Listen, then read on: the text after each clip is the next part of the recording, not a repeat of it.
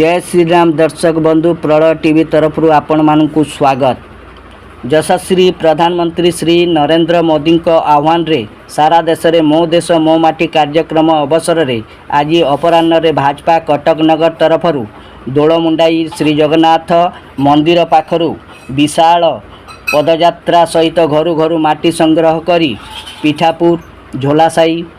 काठगड़ा साई फूल market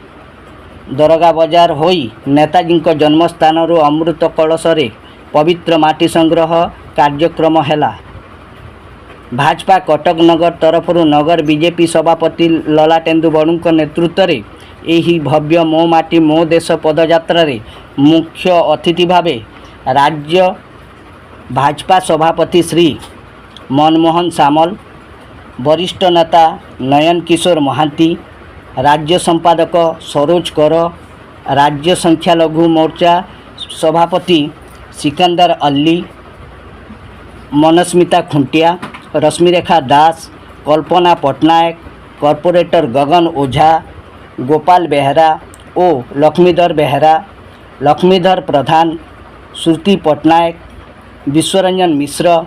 Debashish राय, सरोज राउत, नरसिंह साहू, चित्तरंजन दास, हेमंत बेहरा, भागीरथी दलई, चिरंजीव खंडायत राय, रतन महांती, अनुपम दास, संग्राम सिंह, निरंजन बेहरा, देवानंद सिंह, नमिता मिश्र, शिवनारायण नायक, दाशरथी बेहरा, कल्याणी महला, सुभाष महांती, सव्यसाची महापात्र, रविनारायण मिश्र, सत्यव्रत मिश्र, मोहम्मद शब्बीर, अलका महांती, शरत भोल, संजीव चिनारा, हरिचंदन नायक, इति राउतराय, शिल्पा गोस्वामी, दीप्तिरंजन पंडा, साक्य सिंह मिश्र,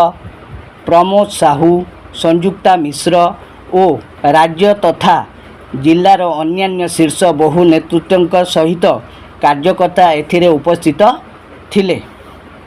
कटकरू ब्यूरो रिपोर्ट प्रलय टीवी।